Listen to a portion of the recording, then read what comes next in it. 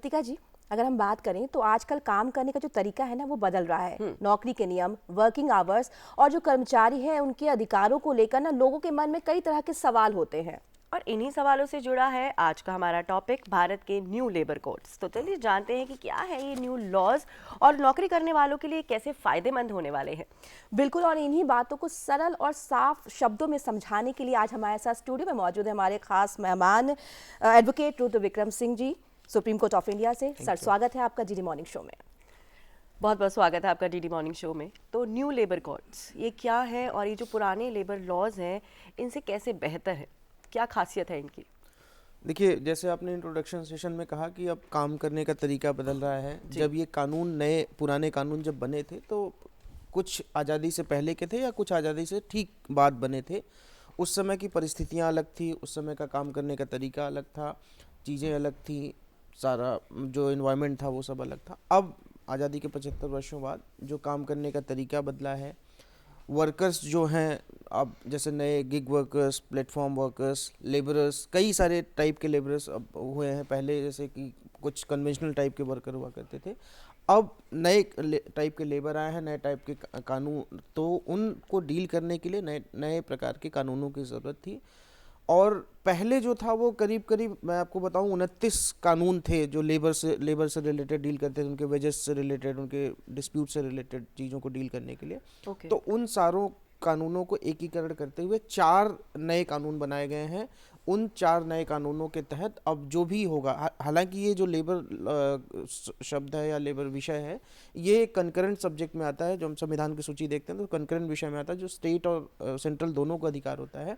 लेकिन अब जो है ये 4 जो कोडिफाइड लॉ आए हैं, code on wages act, code on industrial relation act, code on social security और occupational health and security act. तो ये 4 जो कोड हैं, ये 4 जो एक्ट हैं, ये अब पूरे देश में लागू होंगे, जिससे एक तो सरलता आएगी कि जो बहुत सारे कानून थे, और जो दोनों मैं कहूँगा कि जो लेबर्स हैं, एम्प्लॉयर हैं, दोनों को सहजता होगी, दोनों के लिए एक अच्छा कानून है। और जो इकोनॉमिक ग्रोथ हम देख रहे हैं, एक विकसित भारत की तरफ हम देख रहे हैं, उसमें भी ये मदद मिलेगी।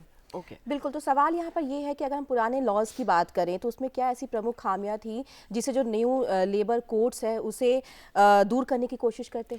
देखिए, मैं खामियां तो नहीं कहूँगा, मैं ये कहूँगा कि समय के साथ एक बदलाव। जब उस समय के साथ जो कानून थे वो शायद तब के लिए ठीक रहे होंगे। आज जब समय दूसरा बदला है तो नए कानूनों की ज़रूरत थी और नए कानून लेकर आए हैं। हाँ, आज के समय के अनुसार अगर हम देखें तो आप कह सकते हैं कि उनमें खामियां थी, क्योंकि आज हम अगर बात करें तो महिलाओं को जैसे मनाही थी कि आप महिलाएं रात में काम नहीं कर सकती थी, लेकिन आप नए कानूनों के अब ये सुविधा बना दी गई कि अगर महिलाएं चाहें, उनकी कंसेंट अगर है तो उनसे आप रात में काम करा सकते हैं, रात में वो काम कर सकती हैं।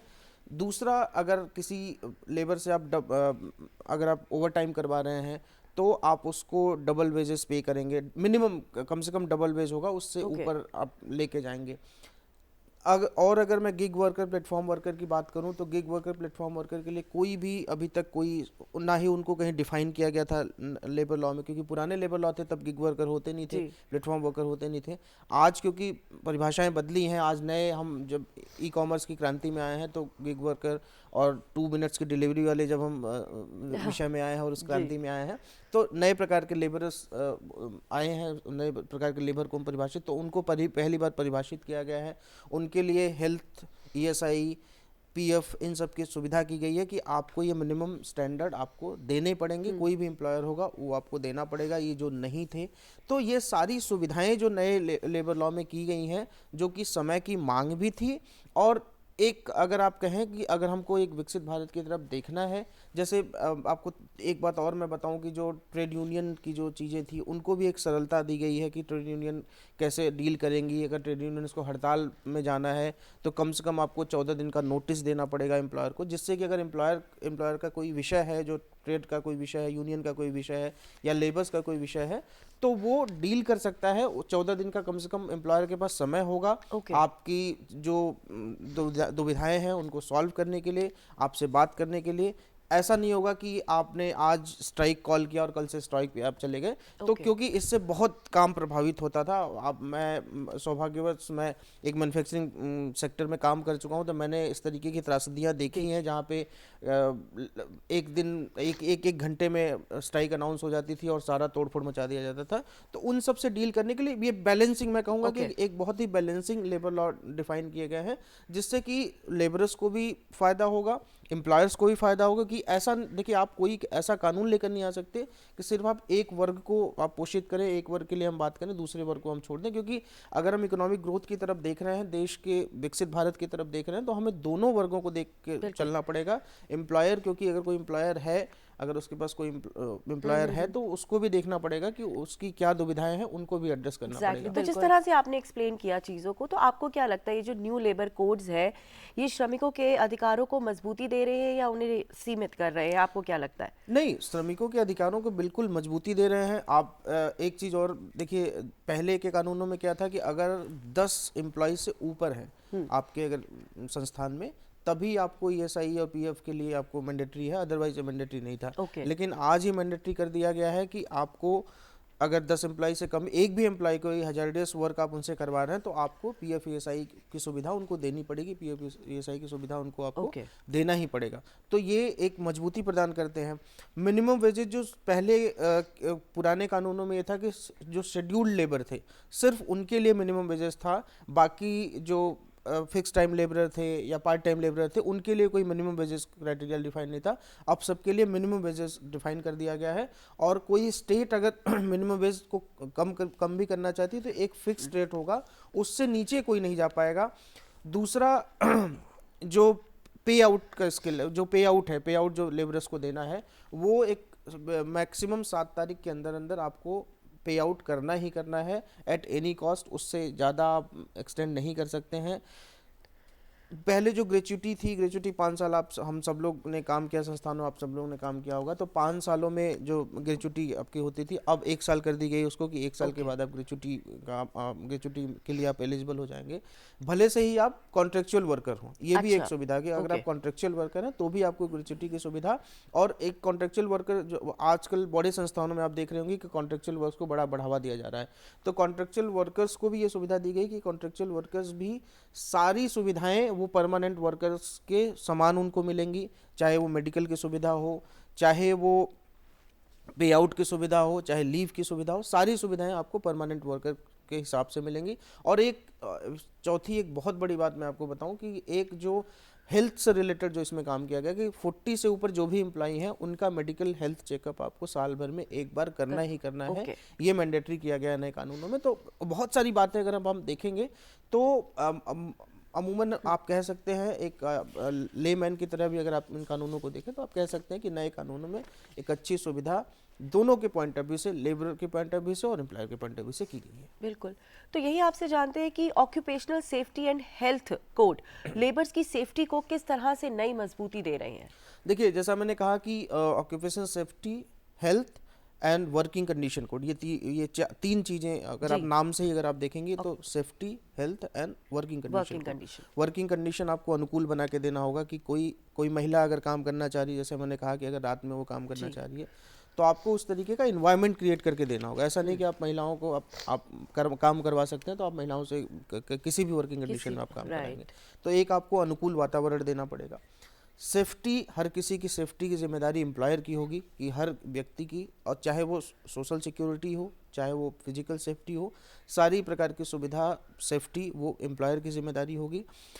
और जो हेल्थ की वाली बात कही हमने, हेल्थ के लिए भी जो मैंने कहा कि 40 साल से ऊपर जितने भी लोग आपके संस्थान में हैं, उनके लिए आपको मेडिकल हेल्थ चेकअप आपको कराना ही पड़ेगा। ये मैंडेटरी है, साल में एक बार मैंडेटरी हेल्थ चेकअप है। तो अगर हम तीनों बातों को अगर हम देखें, तो इन तीनों बातों की जो एक मिनिमम व्यवस्था होती है, एक मिनिमम, हम भी किसी संस्थान में काम करते हैं, आप लोग भी संस्थान में काम करते हैं, तो एक मिनिमम कि आप जो किसी संस्थान में जाते हैं, तो आपको पहला चाहिए कि आपके अनुकूल वातावरण हो, जहाँ आप काम कर सके। दूसरा, अगर आप काम करना शुरू करें तो आपको एक सेफ्टी मिले वहाँ पे, एक जो जो आपके साथ काम कर रहे हैं, या फिर जो वातावरण हो, सेफ्टी एनवायरनमेंट हो। और तीसरी एक आजकल जो सबसे बड़ी समस्या, जो हेल्थ की समस्या हम सबको देखनी पड़ रही है, तो उसके लिए भी जिम्मेदार एम्प्लॉयर को बनाया गया है कि आपकी ये जिम्मेदारी होगी कि आप उनका मेडिकल हेल्थ चेकअप करवाइए। और पीएफ, ईएसआई, जो ईएसआईसी और मेडिकल इंश्योरेंस की भी व्यवस्था इनमें की गई है। और ना सिर्फ परमानेंट एम्प्लॉइज़ के लिए, जैसा मैंने पहले कहा कि मेडिकल इंश्योरेंस की सुविधा जो कॉन्ट्रेक्चुअल एम्प्लॉई हैं उनके लिए भी की गई है, और जो परमानेंट एम्प्लॉई हैं उनके लिए तो पहले से था ही। बिल्कुल। तो यहाँ एक सवाल ये भी है कि अगर हम नए लेबर कोड्स की बात करें तो क्या इससे ईज़ ऑफ डूइंग बिजनेस बढ़ेगा और रोज़गार सृजन पर इसका क्या असर पड़ेगा? देखिए, बिल्कुल ईज़ ऑफ डूइंग बिजनेस को बढ़ावा देने के लिए ये कानून बनाए गए हैं। और ईज़ ऑफ डूइंग बिजनेस की जब हम बात करते हैं तो अमूमन हम एक तरफ देखते हैं कि जो एम्प्लॉयर वर्ग है, कि एम्प्लॉयर जो काम करना अगर चाहता है, जैसे कि मैं आपको बताऊं कि उत्तर भारत में फैक्ट्रियां धीरे धीरे शिफ्ट होकर दक्षिण भारत में जा रही थी, क्योंकि यहाँ जो हड़तालें थी बहुत ज़्यादा हो रही थी, बिना वजह के भी हड़तालें हो रही थी कई, क्योंकि ट्रेड यूनियंस इस तरीके से बढ़ रही थी यहाँ पे। और ट्रेड यूनियंस का क्यों बनाया गया था? ट्रेड यूनियंस इसलिए बनाई गई थी कि वो लेबर्स के हित की बात करेंगे, हित के लिए एम्प्लॉयर से लड़ेंगे। लेकिन कुछ गुटबाजियाँ और कुछ राजनीति की वजह से ये सब चीज़ें चल रही थी। जैसा मैंने कहा कि मैन्युफैक्चरिंग में मैं कुछ वर्षों तक मैंने काम किया, तो मैंने इस विषय को देखा और इसका दंश भी मैंने देखा एम्प्लॉयर की नज़रों से। तो वो जो शिफ्टिंग हो रही थी, कि दक्षिण भारत में शिफ्टिंग हो रही थी, कि यहाँ पे ट्रेड यूनियंस की हड़तालें बढ़ रही थी, बहुत सारी कंपनियाँ बंद हो गई सिर्फ ट्रेड यूनियन की हड़तालों से। तो अगर आप ऐसा करेंगे तो आपके पास काम देने वाला नहीं होगा, काम देने वाला नहीं होगा तो लेबर कहाँ से आएंगे? लेबरों को जो सुविधा गवर्नमेंट देना चाहती है, या फिर उनका मिनिमम वेजेस, या फिर जो भी हेल्थ से रिलेटेड चीज़ें हैं, वो कौन देगा? तो इन सारी चीज़ों के लिए आपको ईज ऑफ डूइंग बिजनेस के लिए उनको एक वातावरण देना पड़ेगा। जैसा हमें एक वातावरण चाहिए काम करने के लिए, वैसा ही एक जो एम्प्लॉयर होता है उसको भी एक वातावरण चाहिए कि वो आके काम कर सके, एक माहौल क्रिएट कर सके, एक इंडस्ट्री खड़ी कर सके और लोगों को काम दे सके। तो ये बिल्कुल, ये जो नए कानून हैं, ये ईज ऑफ डूइंग बिजनेस की तरफ बढ़ रहे हैं। और जब दोनों को सुविधाएं मिलेंगे, देखिए जो एम्प्लॉयर और एम्प्लॉई दोनों को जब सुविधाएं मिलती हैं, दोनों को एक एनवायरनमेंट मिलता है, तो वो एक बेहतर दिशा में काम करते हैं, बेहतर वातावरण की तरफ काम करते हैं और बेहतर इकोनॉमिक ग्रोथ की तरफ काम करते हैं। तो नए लेबर कोड्स जो हैं, इनके इफेक्टिव इम्प्लीमेंटेशन के लिए सेंटर और स्टेट के रोल कितना इम्पोर्टेंट है? देखिए, जैसा मैंने कहा कि ये कंकरेंट लिस्ट है जो संविधान हमारा डिफाइन करता है। 2-3 विषय होते हैं, एक तो सेंट्रल का सब्जेक्ट होता है, एक स्टेट का सब्जेक्ट होता है, और तीसरा एक विषय होता है जो दोनों, जिसमें वो सेंटर भी बात कर सकता है और स्टेट भी अपने तरीके से बात कर सकता है। लेकिन अब जो 4 नए कानून लाए गए हैं, उन चारों कानूनों में अमूमन मोटी मोटी बातें सारी सेंटर ने डिफाइन कर दी हैं।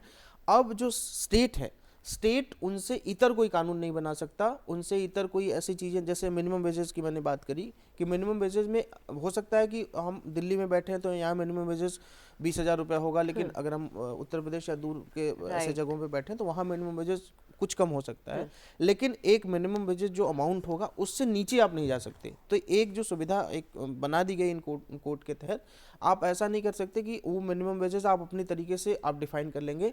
तो स्टेट अपने हिसाब से कानून बना सकता है, स्टेट अपने जो उनके यहाँ का वातावरण है, या उनका जो वर्किंग स्टाइल है, या फिर फाइनेंशियल कंडीशन है, क्योंकि हर जगह की, देखिए दिल्ली को आप कंपेयर उत्तर प्रदेश या फिर बिहार से नहीं कर सकते, वहाँ की जो चीज़ें हैं उसके अनुसार आपको मिनिमम वेजेस रखना पड़ेगा, कि लेकिन आप जो मिनिमम एक क्राइटेरिया है उससे नीचे नहीं जा सकते आप। बिल्कुल। तो यहाँ एक सवाल ये अगर उठता है कि अगर देखा जाए तो क्या नए लेबर कोड्स जो है वो भारत को 2047 तक विकसित भारत बनाने की दिशा में निर्णायक कदम साबित होंगे? देखिए, जिस तरीके से नए कानूनों में आज कम से कम पूरे इकोनॉमी का 2% से 3% गिग वर्कर्स प्रभावित करते हैं जी, उनको एक सोशल सिक्योरिटी सुविधा दी गई है। जो इंडस्ट्रीज़ हैं, जो इंडस्ट्रीज जिस वजह से उनको दंश झेलना पड़ रहा था, बंद होनी पड़ रही थी, उनको एड्रेस किया गया है। लोगों को जो एक एनवायरनमेंट चाहिए था काम करने के लिए, लोगों को एक सिक्योरिटी जो चाहिए थी कि भाई हमसे जो लेबरर्स थे वो कहते थे कि काम करा लिया जाता था, पे आउट नहीं मिलता है। एक चीज़ और मैं मिस कर गया कि पहले जो लेबर्स को था वो रिटन अपॉइंटमेंट लेटर नहीं दिया जाता था, लेकिन अब नए कानूनों में ये सुविधा कर दी गई है कि रिटन अपॉइंटमेंट लेटर मिलेगा। अच्छा। तो एक सिक्योरिटी उनको ये भी दी गई कि आप कोई एम्प्लॉय ये नहीं कह सकता कि आपसे हमने काम कराया, काम कराने के बाद वो उसने बोल दिया कि नहीं जी आपने हमारा काम नहीं किया, क्योंकि वो आपको पूरा, पहले क्या होता था, आपको पूरा रोल ले जाना होता था, साइन जहाँ करते हैं आप वो लेके जाना होता था। कभी कभार एम्प्लॉय के पास ये सुविधाएं नहीं होती थी, क्योंकि रजिस्टर तो वो साइन करके ऑफिस में रख दिया जाता, अगर उसको निकाल दिया गया तो रजिस्टर कहाँ से पाएगा। अब रिटर्न में अपॉइंटमेंट लेटर अगर आप दे रहे हैं तो उसके पास कम से कम ये सिक्योरिटी होगी कि अगर कोई गलत तरीके से कोई निकालता है तो वो जाके लेबर ट्रिब्यूनल में अपनी बात कह सकता है। तो ये सारी चीज़ें जब आप एक समुचित विकास की तरफ देखते हैं, एक सामंजस्य रूप से जब आप बातें करते हैं, दोनों तरफ की बातें करते हैं, तो बिल्कुल हम कह सकते हैं कि एक विकसित भारत की तरफ हम आगे बढ़ेंगे, एक अच्छी बेहतर इकोनॉमिक ग्रोथ की तरफ हम आगे बढ़ेंगे।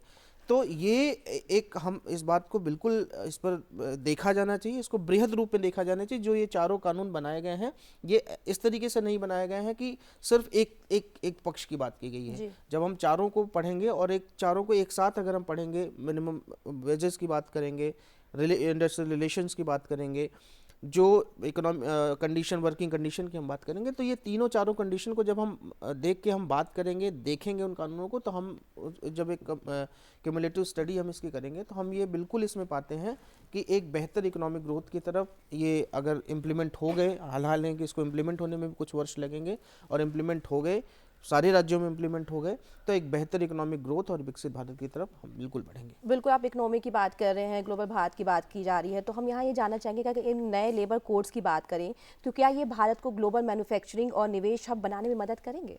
बिल्कुल, देखिए जो एक असुविधा थी मैन्युफैक्चरिंग की, कि जो क्योंकि मैन्युफैक्चरिंग हब जब तक नहीं होगा, मैंने जैसा कहा कि मैन्युफैक्चरिंग हब जितने उत्तर भारत से दक्षिण भारत की तरफ शिफ्ट हो रहे थे, यहाँ की जो पॉलिटिक्स की वजह से, यहाँ की जो अननेसेसरी का यूनियनबाजी की तरफ से, अब यूनियन को, जो ट्रेड यूनियन को भी एक डिफाइन किया गया है कि आप 51% से ज़्यादा का रिप्रेजेंटेशन जब तक लेबर्स का नहीं होगा, आपको ट्रेड यूनियन नहीं माना जाएगा। मतलब कम से कम 51% आपका रिप्रेजेंटेशन होना चाहिए, तो आपको एक यूनियन माना जाएगा। और आप जब हड़ताल की तरफ जाएंगे तो 14 दिन का आपको नोटिस देना होगा। तो ये एक, जब आप ये बातें करते हैं तो आप एक सोल्यूशन की तरफ बढ़ते हैं। ऐसा नहीं कि आप सिर्फ एक तरफ के पक्ष की बात करते हैं, और सोल्यूशन की तरफ बढ़ेंगे। 14 दिन का नोटिस मिलेगा, वो अपनी बातें कहेगा।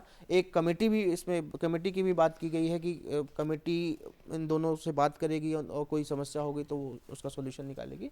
तो इस तरीके की जब चीज़ें इस नए कानूनों में हम देखते हैं तो एक बिल्कुल अच्छी इकोनॉमिक ग्रोथ की तरफ बिल्कुल देश आगे बढ़ेगा।